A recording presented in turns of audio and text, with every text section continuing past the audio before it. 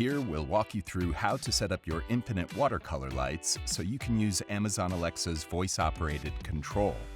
Before you can connect with Alexa, make sure you've already added the device to your iAqualink account. You must have an Amazon Alexa device and an Amazon Alexa account as well.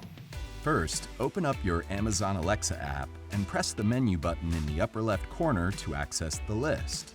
Select the Skills and Games option, and then click on the magnify glass in the top right to search for iAqualink. Once you've typed in the name iAqualink, just tap on the iAqualink app pictured below. Then simply enable the skill to use by tapping the button. Now enter your username and password for your iAqualink account.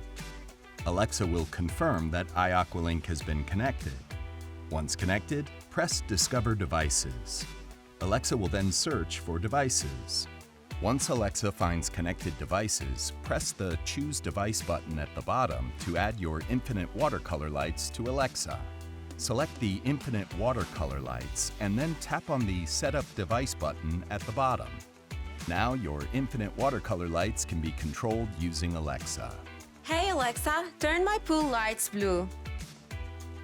With Infinite WaterColor lights, you just need to ask Alexa.